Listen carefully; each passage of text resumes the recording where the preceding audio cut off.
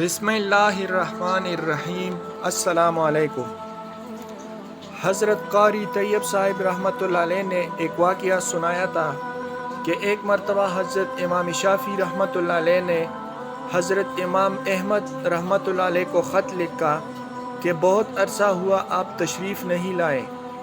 آپ سے ملاقات کو جی چاہتا ہے۔ حضرت امام شافعی استاد ہے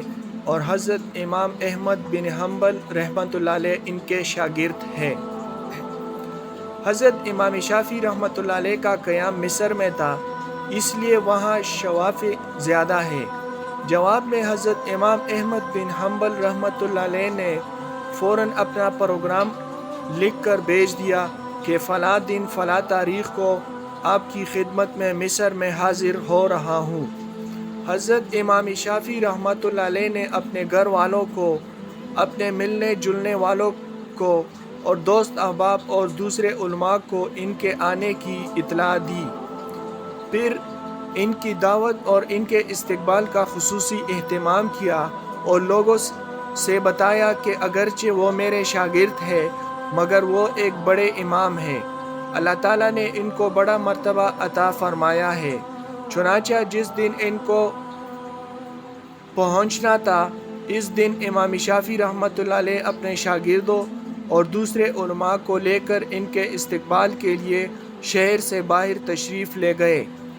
اس وقت مصر کے جو بادشاہ تھے وہ بھی حضرت امام شافعی رحمۃ اللہ علیہ کے معتقد تھے، وہ بھی امام صاحب کے ساتھ استقبال کے لیے چلے آئے اور پھر بادشاہ کے ساتھ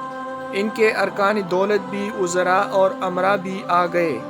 وقت مقررہ پر حضرت امام احمد بن حنبل پہنچ گئے۔ حضرت امام شافعی رحمۃ اللہ علیہ نے ان کا بڑا شاندار استقبال کیا اور پھر عزت و احترام کے ساتھ ان کو لے کر گھر پہنچ گئے اور ان کے لیے بہترین کھانے کا انتظام کیا۔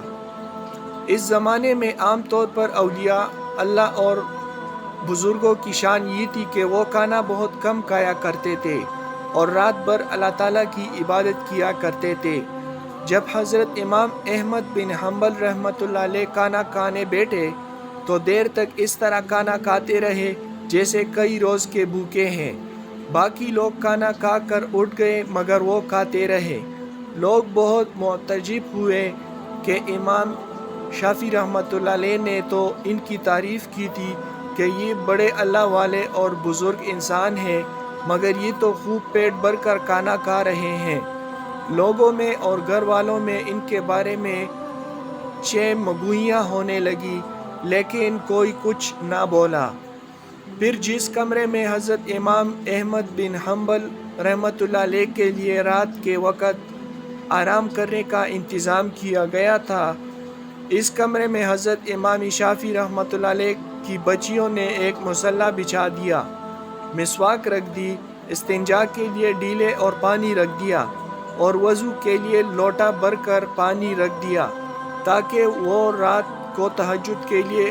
اٹھے تو انہیں کسی قسم کی کوئی پریشانی نہ ہو۔ اور اس زمانے میں رات کو تہجد کے لیے اٹھنا ایک عام معمول تھا۔ اللہ تعالیٰ بچائے کہ آج ہمارے زمانے میں یہ افسوسناک ماحول ہو گیا کہ صبح 8 بجے اور 9 بجے اٹھنا ہمارا معمول بن چکا ہے۔ اس زمانے میں تو عام لوگ بھی تہجد کی نماز پڑھا کرتے تھے اور قیام لیل ہوا کرتے تھے، اور جو علماء اور صلحاء تھے وہ تو رات کے وقت عبادت کیا ہی کرتے تھے۔ اللہ تعالیٰ ہم سب کو بھی تہجد پڑھنے کی توفیق عطا فرمائے، آمین۔ بہرحال حضرت امام احمد بن حنبل رحمۃ اللہ علیہ نے رات کو اس کمرے میں آرام کیا اور صبح اٹھ کر فجر کی نماز پڑھنے چلے گئے۔ جیسے ہی وہ نماز کے لیے نکلے تو حضرت امام شافعی رحمۃ اللہ علیہ کی بچیاں اس کمرے میں آ گئی تو وہاں دیکھا کہ پانی کا لوٹا ویسے ہی کا ویسا پانی سے بھرا ہوا ہے، نہ مسواک استعمال ہوئی، نہ ڈیلے استعمال ہوئے اور نہ وضو کے لیے پانی استعمال ہوا، سب کچھ جیسا تھا ویسا ہی رکھا ہوا ہے۔ اب ان کے دل میں یہ شبہ ہوا کہ شاید رات کو چونکہ زیادہ کھا لیا تھا اس لیے تہجد کے لیے آنکھ نہیں کھلی، جب فجر کی نماز پڑھ کر حضرت امام احمد بن حنبل رحمۃ اللہ علیہ تشریف لائے تو گھر والوں نے حضرت امام شافعی رحمۃ اللہ علیہ سے کہا کہ آپ نے فرمایا تھا کہ وہ تو بہت بڑے اللہ والے اور بہت بڑے بزرگ ہیں، مگر رات کو انہیں کھانا بھی خوب کھایا، اور رات کو ہم نے ان کے وضو اور استنجا کے لیے پانی اور ڈیلے رکھے تھے، وہ بھی استعمال نہیں ہوئے۔ معلوم ہوا کہ رات کو تہجد کی نماز بھی نہیں پڑھی۔ اب حضرت امام شافعی رحمۃ اللہ علیہ کو بھی تشویش ہوئی، لہٰذا انہوں نے حضرت امام احمد بن حنبل کو بلایا اور تنہائی میں لے جا کر ان سے پوچھا کہ اس طرح کی باتیں سننے میں آ رہی ہے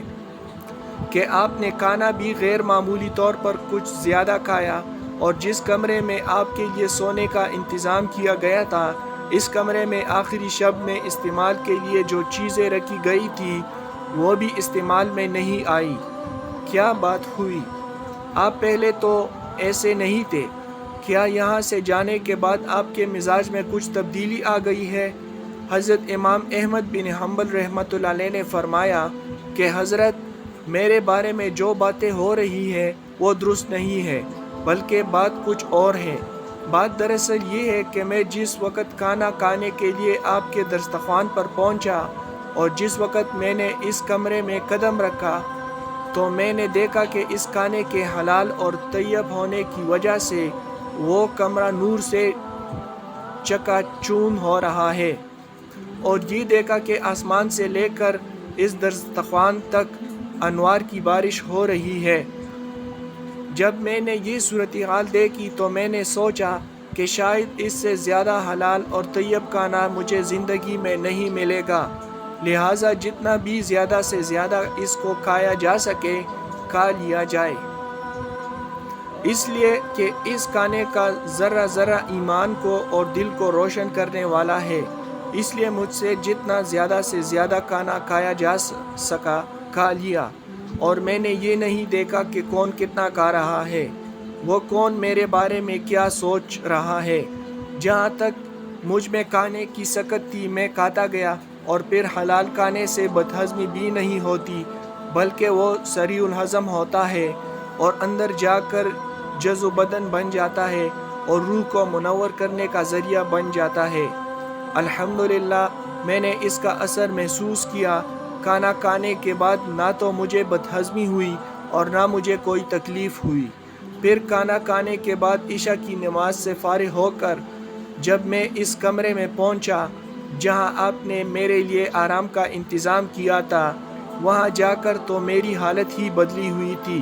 اور سونے کو آرام کرنے کو طبیعت ہی نہیں چاہ رہی تھی۔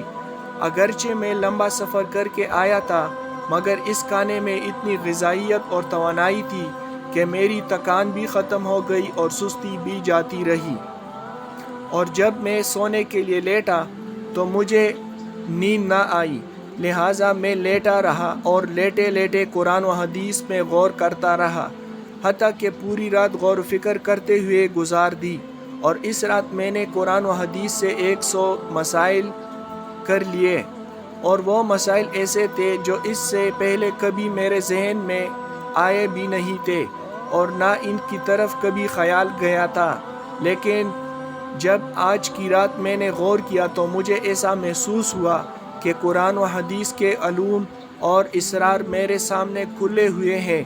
تمام مسائل کی تفصیل اور جوابات میرے ذہن میں آتے چلے گئے، اور صبح تک میں مسائل کا